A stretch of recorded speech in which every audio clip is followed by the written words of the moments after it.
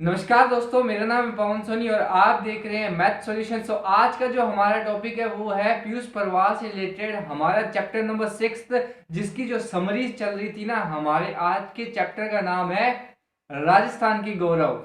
देखो, इस चैप्टर के अंदर बेसिकली बहुत इंटरेस्टिंग चीजें हैं, जो मतलब यहाँ पे 5 ऐसे व्यक्तियों के बारे में बताया गया है जिनके बारे में आपने पहले भी सुना होगा। बस इस चैप्टर के अंदर छोटे छोटे मतलब उनका जीवन परिचय सा दे दिया कि इन्होंने क्या किया, कहाँ से ये आए, इनका जन्म कब हुआ, इसके बारे में। ठीक है, तो ये राजस्थान के वो गौरव है। यानी कि हम जब भी राजस्थान का नाम लेते हैं तो इनके बारे में हम जब भी याद करते हैं तो इनके त्याग, उनकी जो मतलब जिनके उन्होंने जो भी कार्य किया उनके बारे में हम एक ऐसी ऐसे रूह से काम जाती है, भाई इन्होंने ये कार्य इस तरीके से किया।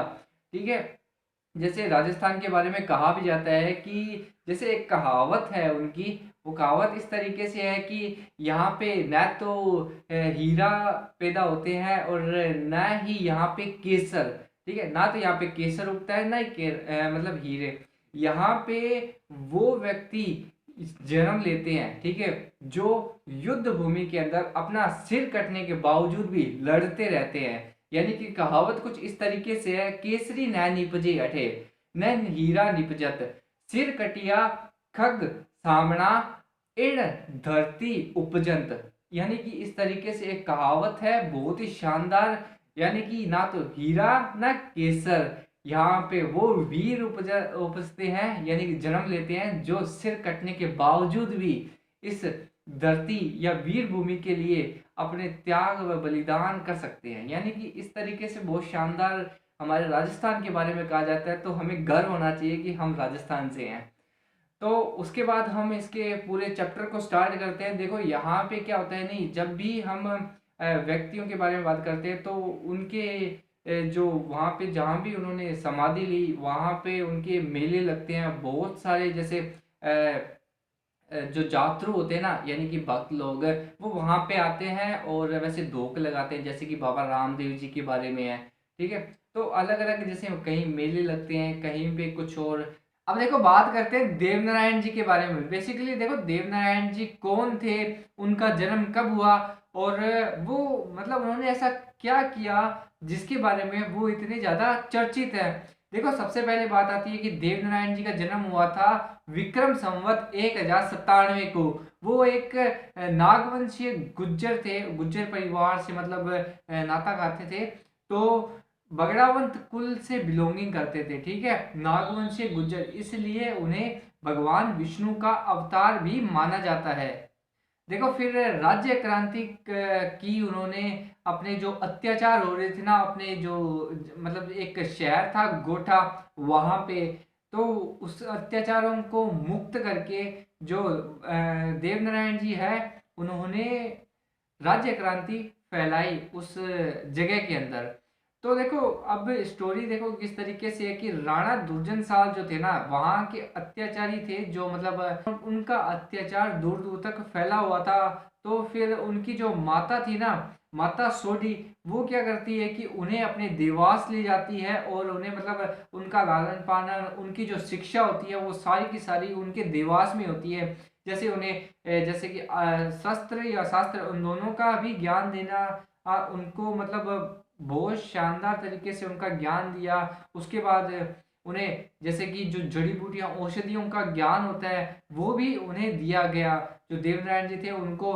फिर क्या होता है ना कि उन सबका उन्होंने ज्ञान तो अर्जित कर लिया। अब उनके जो मित्र है वो आते हैं और उन्हें कहते हैं कि भाई, आपको समाज कल्याण, यानी कि उनका एक मेन मोटिव बता दिया था उनको कि उनकी जीवन का एक्चुअल और हाईएस्ट लक्ष्य क्या है। देखो, लक्ष्य बेसिकली ये था कि अन्याय जो अत्याचार समाज में हो रहे थे ना, उनको मतलब समाप्त करके धर्म की स्थापना करनी उनका मेन लक्ष्य था।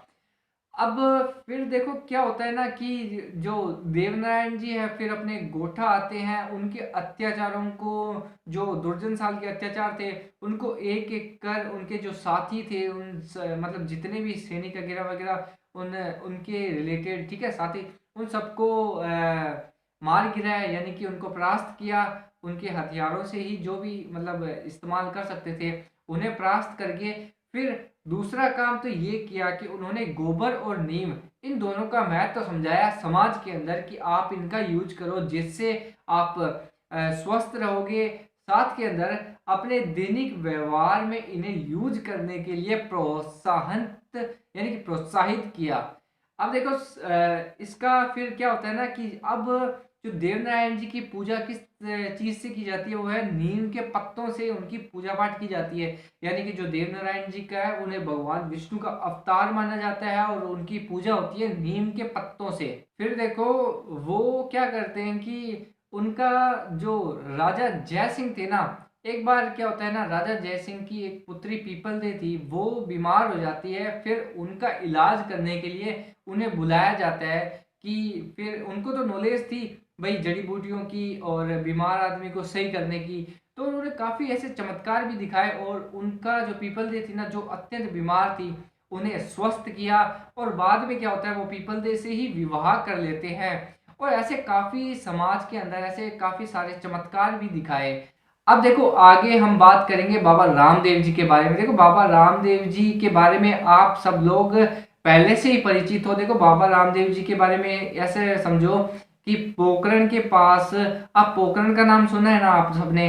पोखरण एक ऐसी जगह है जहाँ पे परमाणु विस्फोट वाला जो भी कार्य हुआ था ना, यानी कि 1998 के अंदर परमाणु हथियार का जो परीक्षण किया गया था वो वहां हुआ था, जिसके द्वारा उसका नाम पूरे विश्व के अंदर चर्चित में है, यानी कि चर्चा का क्षेत्र है, यानी कि मानचित्र में उसको उस नाम से भी जाना जाता है। फिर देखो उनका बाबा रामदेव जी का क्या है कि उनका जो जन्म हुआ था वो आज से 655 वर्ष पहले 1409 विक्रम संवत को हुआ था। उनका जो जन्म था वो हुए थे कहाँ पे, उनके पिता का नाम और उनके माता का नाम क्या था। उनके पिता का नाम था ठाकुर अजमल जी और उनकी माता का नाम था मीणा दे।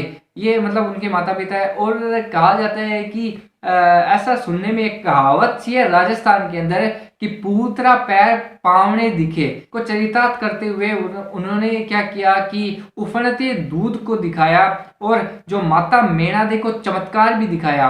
उसके बाद उन्होंने अपनी जो शिक्षा थी वो बालकनाथ से ग्रहण की और इतिहास धर्म दर्शन के साथ उन्हें अस्त्र शस्त्रों की जो शिक्षा भी प्राप्त की उन्होंने। और ऐसे कहा जाता है कि जो वो किशोरावस्था में ही पोखरण के पास जो साथलमेर है वहां पे गए और जो तांत्रिक भैरवनाथ था ना उसका भी अंत किया। उस टाइम में वो मतलब ऐसा आंतक फैलाया हुआ था, जैसे कि हम कहानियां या जागरण जैसे कोई गानों में मतलब इनमें जो सुनते हैं ना उनके बारे में वो सेम चीज यही बताई गई है। देखो बाबा रामदेव जी है ना, वो राजपूत जाति के होने के बावजूद भी उन्होंने दलित समाज को आगे बढ़ाया, यानी कि उनकी मदद की, यानी कि जो बीमार लोग थे उनकी सेवाएं की। और उन्होंने एक आंदोलन चलाया था जिसका नाम था जंबा जागरण।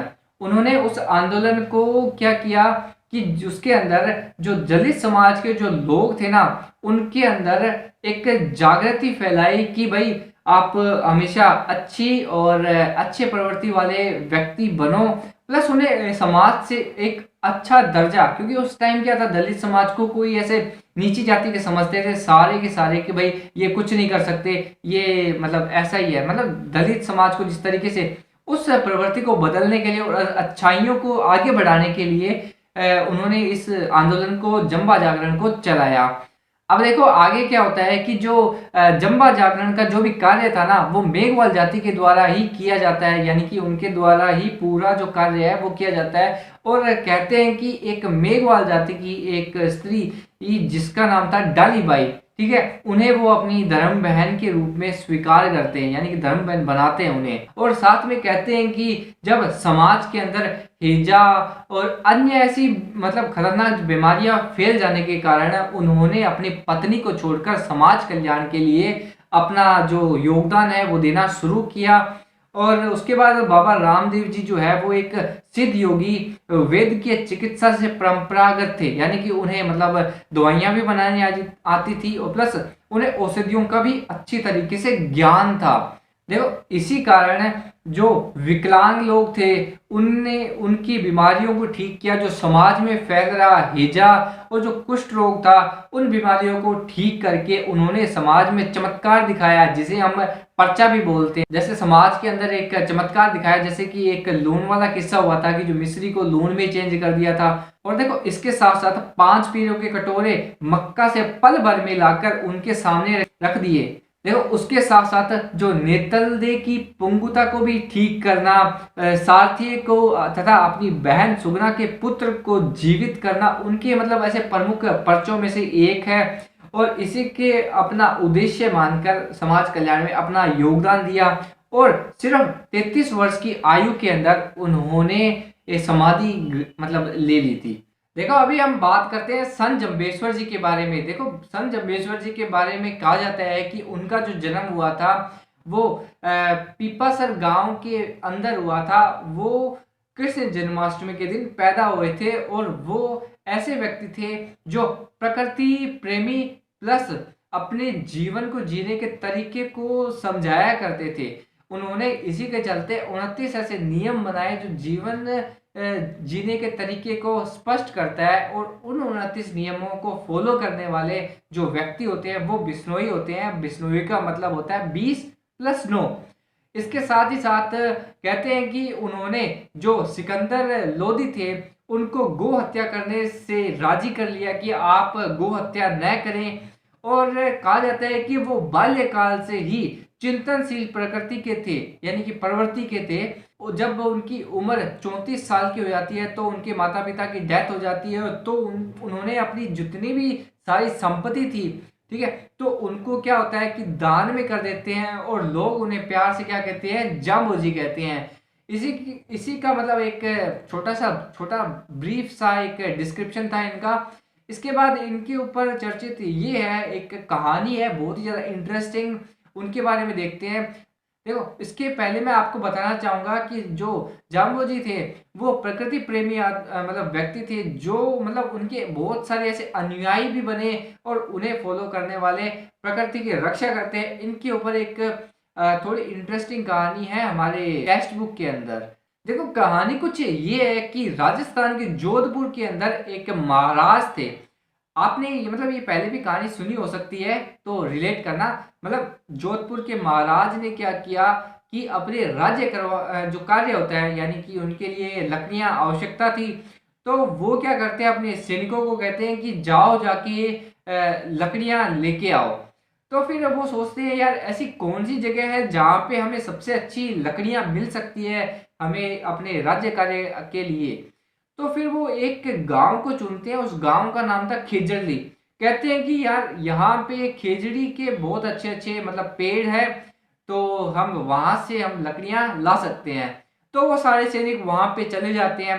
फिर होता क्या है कि जो उन गांव वालों को पता चलता है कि राजा के सैनिक इस गांव के अंदर आ धमके हैं और हमें जितना जल्दी हो सके उनके पास जाना चाहिए, उन्हें समझाना चाहिए कि भाई आप पेड़ ना काटें, क्योंकि वो तो जाम्बोजी के मतलब अनुयायी थे। तो फिर उन्हें समझाते हैं, लेकिन जो सैनिक थे वो भी सत्तामंद में ऐसे चूर थे कि भाई मतलब हम तो काटेंगे पेड़, तो हम काटेंगे, मतलब वो सैनिक कह रहे थे। लेकिन फिर क्या होता है ना कि उन जो इमरता देवी होती है, माता इमरता देवी, वो वहां पे उन सैनिकों को समझाती है। जब वो नहीं समझते वो सैनिक, तो उन्हें ललकारते हुए कहती है कि जीते जी तुम हमारे पेड़ों को नहीं काट सकते। इसी से मतलब वो गांव वालों को प्रेरणा देती है, सर साटे रुक रहे तो भी सस्तो जान। तो इस तरीके से क्या होता है ना कि वो जो भी सभी स्त्री पुरुष एक एक पेड़ के साथ ऐसे चिपक जाते हैं, यानी कि जिसे चिपकू आंदोलन कहते हैं ना वो। तो फिर परम जो वीरांगना इमरता देवी थी ना, उनकी 3 पुत्रियां कौन कौन सी, असी और रतनी और भागुबाई, ये क्या होती है, ये भी आ जाती है वहां पे। और उसके बाद उनके पति जो रामोजी थे वो भी आ जाते हैं और पेड़ के एक एक बंदा एक एक पेड़ के चिपक जाता है और कहता है कि आप पेड़ नहीं काट सकते और जब तक हम जिंदा है तब तक तो आप इन पेड़ों को बिल्कुल नहीं काट सकते। तो उस टाइम उस समय 363 लोगों की मतलब हत्या हो गई थी। इसीलिए ये चीज आज भी सबसे ज्यादा प्रचलित है हमारे राजस्थान के अंदर, जिसे चिपको आंदोलन बोलते हैं। और कहते हैं कि आज भी उनकी जो स्मृतियां हैं उनके ऊपर हर हर वर्ष यानी कि हर वर्ष मेला भरता है और हजारों लोग आते हैं वहां पे और अपने जो श्रद्धा सुमन अर्पित करते हैं उनके आगे, और तथा प्रकृति व पर्यावरण संरक्षण का संकल्प लेते हैं कि हम इन्वायरमेंट को सेव करेंगे। और इसी के कारण जो बिश्नोई के गांव में आज भी वृक्ष नहीं काटे जाते, यानी कि खेजड़ी के वृक्ष नहीं काटे जाते, और साथ में हिरण की हत्याएं नहीं होती, यानी कि उस बिश्नोई समाज में जो व्यक्ति है वो हिरण की हत्या नहीं करता, साथ के अंदर पेड़ नहीं काटता खेजड़ी के। अब देखो आगे हम बात करते हैं पूज्य गोविंद गुरु जी के बारे में। तो उनका जन्म कब हुआ, मतलब उन्होंने ऐसा क्या किया जिसके बारे में वो प्रसिद्ध है। आपने एक पहाड़ का नाम सुना है, मानगढ़। वहां पे एक्चुअली जलियांवाला जो बाग जो हत्याकांड हुआ था उससे भी भयंकर यहाँ पे 1913 के अंदर एक ऐसा किस्सा घटित हुआ था, उसके बारे में देखते हैं। देखो क्या है ना कि राजस्थान के दूर दक्षिण में गुजरात और मध्य प्रदेश की सीमाएं जो टच होती है ना, सीमाएं यानी कि जो गुजरात मध्य प्रदेश और राजस्थान की जो सीमा है वहां पे जो टच होती है उन पे उनके बीच में एक विशाल पहाड़ खड़ा है जिसका नाम है मानगढ़। देखो लगभग आज से 100 साल पहले वनवासी बंधुओं ने एक व्यापक स्वाधीनता आंदोलन का आयोजन किया था उस पहाड़ पे। तो फिर क्या होता है ना, ये जो अभियान था वो इतना ज्यादा शक्तिशाली और प्रभावी था कि जो अंग्रेज सरकार भी इस अभियान को सुनकर हिल गई थी। साथ में कहते हैं कि इसका परिणाम स्वरूप इसका लास्ट में परिणाम ये निकला, रिजल्ट ये निकला कि लगभग कि 17 नवंबर को 1913 को जो आयोजित राष्ट्रभक्तों के विराट सम्मेलन में अंग्रेजों ने लाखों बंधुओं पर अंधाधुंध गोलीबारी यानी कि अंधाधुंध गोलीबारी स्टार्ट कर दी थी, और जिसमें लगभग कहते हैं कि 1500 लोगों को मौत के घाट उतार दिया उस दिन।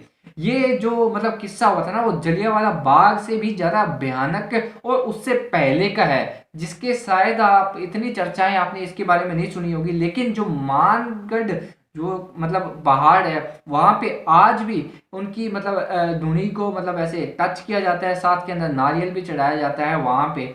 और कैसे कहते हैं कि मतलब ये इतना भयंकर था कि इसका आज भी हम जैसे गीते होते हैं, जैसे फ्लोक सॉन्ग होते हैं, उनके अंदर जो पारंपरिक जो गीत होते हैं उनके अंदर उनकी कथाओं में इसके बारे में बहुत अच्छी तरीके से जिक्र आता है। साथ के अंदर मानगढ़ के इस पहाड़ पर आज भी जब चढ़ते हैं ना तो रोमांच सा उठता है। ऐसे स्वाधीनता आंदोलन का जो नेतृत्व करने वाले कौन थे, उनका नाम था पूज्य गोविंद गुरु, और उनका जन्म हुआ था डूंगरपुर जिले के गांव में, यानी कि जो बसिया नामक गांव था वहां पे कब 20 दिसंबर को और 1858 ईस्वी को एक बंजारा परिवार के अंदर जो पूज्य गोविंद गुरु जी का जन्म हुआ। वहां पे उन्हें संस्कार मिले उसी शिव मंदिर के अंदर उनके गांव में एक पुजारी से। और कहते हैं कि परिवार की जो घुमंतु प्रवृत्ति होने के कारण उन्होंने मतलब हर वो जगह घूम ली थी, साथ के अंदर उन्हें हर वो चीज मतलब समझ में आने लग गई थी छोटी सी उम्र के अंदर ही। और कहते हैं कि 1880 में उन्होंने स्वामी दयानंद जी के पास 3 महीने रहने पर उन्हें अपने बारे में जानने का मौका मिला। साथ के अंदर 3 महीने तक उदयपुर में रहने पर उनके अंदर एक निर्णायक मोड़ आया, यानी कि जिसे टर्निंग पॉइंट बोलते हैं ना, हमारी लाइफ का टर्निंग पॉइंट, वो 3 महीने के अंदर दयानंद जो स्वामी जी के पास रहने पर मिला उन्हें। और कहते हैं कि जो लाखों वनवासी बंधु अशिक्षा, बेकारी, भूख, अकाल, बीमारी, व्यसनों तथा अंधविश्वासों के साथ साथ समाती और अंग्रेजी सरकार के जो अत्याचार हो रहे थे उनको सह रहे थे, ऐसे पीड़ित समाज को सुधारने का बीड़ा जो है वो उन्होंने उठाया। सम सभा नामक एक उन्होंने क्या बोलते हैं संगठन की स्थापना की, और साथ ही साथ गांव में हवन कुंड की स्थापना का कार्य भी किया। और गोविंद गुरु जी ने जैसे कि स्वच्छता, भजन सत्संग, बच्चों की शिक्षा, मेहनत करना, चोरी न करना, मद मांस सेवन न करना, आपसी विवाद नहीं करना, बेगारी नहीं करना, और इसी के साथ साथ विदेशी का बहिष्कार तथा सर्वधर्म में दृढ़ रहने आदि के मतलब भाव स्थापित किए। इस तरीके से उन्होंने समाज कल्याण के लिए अपना योगदान देना शुरू किया। मतलब इस तरीके का मतलब बताया कि आप ये ना करें, ये ना करें, ठीक है। और एक अच्छे व्यक्तित्व के रूप में समाज कल्याण के लिए आगे आए। क्या होता है ना, जो मानगढ़ का उन्होंने मतलब जो स्वाधीनता आंदोलन का जो नेतृत्व किया, उसके बाद मतलब वहां पे उनके पैर में एक गोली लग गई थी। फिर उन्हें गिरफ्तार कर लिया गया, उनके ऊपर सजाएं भी सुनाई गई। और कहते हैं कि उन्हें विश्व युद्ध के दौरान सशर्त उन्हें उस जेल से रिहा कर दिया गया था। उसके बाद बेसिकली होता क्या है कि 30 अक्टूबर 1931 को वो उनकी मृत्यु हो जाती है। और आज भी मतलब मैंने कहा था ना कि आज भी उसी स्थान पर मतलब जो पहाड़ था वहां पे धूनी में नारियल अर्पित किया जाता है और साथ साथ के अंदर उनकी माटी को मस्तक पर लगाया जाता है। देखो अब बात करते हैं महाराजा सूरजमल जी के बारे में। उनके बारे में वो एक ऐसे महान व्यक्ति थे जो एक ऐसे राजा हुए जिन्होंने काफी वीरता पूर्वक हर लड़ाई को लड़ा। देखो उनके बारे में कहा जाता है कि वो यवनों की सत्ता को सर्वदा के लिए समाप्त करने में महत्वपूर्ण भूमिका निभाई उन्होंने। और कहते हैं कि सूरजमल जी का जो जन्म था वो हुआ था राजा बदन सिंह के पुत्र के रूप में और रानी देवकी की कोख में 13 फरवरी को 1707 ईस्वी के अंदर उनका जन्म हुआ।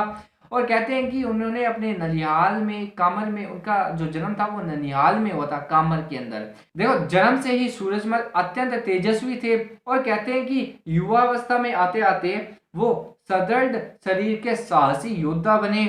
और उनकी काफी ऐसी मतलब उनकी जो लड़ने की क्षमता, कूटनीति वो भी इतनी शानदार और मतलब ऐसे थी कि वो किसी भी राजा को आसानी से हरा देते थे। जैसे कि कहते हैं कि 1731 में उन्होंने मेवात के दावर जंग को धूल चटा दी।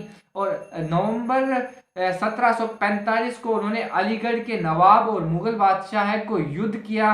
और दोनों पक्ष जो है वो सूरजमल की सहायता पा लेने को उत्सुक थे। देखो सन 1750 के अंदर जो दिल्ली के बादशाह मीर बख्शी जो थे ना सलावत का, उनके ऊपर सूरजमल ने आक्रमण किया। और कहते हैं कि नारनौल के पास रात के अंधेरे में जो सूरजमल थे उन्होंने सिंह झपटा मारकर पूरी तरह उनको बर्खास्त कर दिया, यानी कि उन्हें हरा दिया।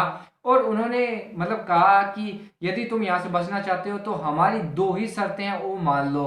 कौन कौन सी? कि मुगल सेना पीपल के वृक्ष कभी नहीं काटेगी और जो मंदिर और देवालय को कोई भी क्षति नहीं पहुंचाएगी। ये 2 शर्तें थी उनकी। और कहते हैं कि जो राजा बदन सिंह थे उनकी यानी कि जो उनके पिताजी थे उनकी भी मतलब मृत्यु हो गई थी 1756 ईस्वी को। और उसके बाद सूरजमल को भरतपुर का राजा घोषित किया गया। और इसके 6 महीने बाद ही अहमद शाह अब्दाली भारत घुस आया और फिर उन्होंने दिल्ली को मतलब सिनख्त कर दिया, यानी कि उन पे कब्जा कर लिया दिल्ली पे। फिर वो उनके मतलब आक्रमण करने गए वहां पे। लेकिन कहते हैं कि पेशवा के असमय निर्धन के बाद महाराजा सूरजमल ने दिल्ली को मुगलों से पूरी तरह से मुक्त करवाने का निश्चय किया। और उन्होंने 3 तरफ से दिल्ली को मतलब घेर कर गोलाबारी शुरू की। रुहेल भरतपुर के वीरों की मार से लगातार पीछे हटते जा रहे थे। ऐसे समय जो महाराजा सूरजमल ने क्या किया कि जो हिंडन नदी के एक नाले को पार करने लगे तो वहां पे रात के समय रुहले बंदूकची बैठे थे, यानी कि जो रुहेल बंदूकची थे वो रात के समय उस जगह बैठे थे और जबरदस्त गोलाबारी उन्होंने उस टाइम शुरू कर दी थी। जिससे क्या हुआ कि अचानक हमला हुआ ना, जैसे कि बंदूकों की आवाज, गोलियां चलने लगी, तो उनके सैनिक बिना कुछ सूझबूझ समझे कि एक्चुअली हो क्या रहा है हमारे साथ, तो मतलब चारों तरफ से गोलीबारी हो रही थी। और इसके अंदर ही महाराजा सूरजमल के जो प्राणघात चोट लग गई। और रविवार को 25 दिसंबर 1763 ईस्वी के दिन उनका शाम को 5 बजे निर्धन हो गया। और अभी आपने यदि यहाँ तक पूरी वीडियो देखी है तो अभी से सब्सक्राइब कीजिए इस चैनल को। और हाँ, अभी तक आपने इस वीडियो को लाइक नहीं किया तो लाइक कीजिए। ये मेरे 2 वीडियोस के लिंक और ये मेरा सब्सक्राइब बटन, हाँ सब्सक्राइब जरूर कर देना यार यहाँ पे।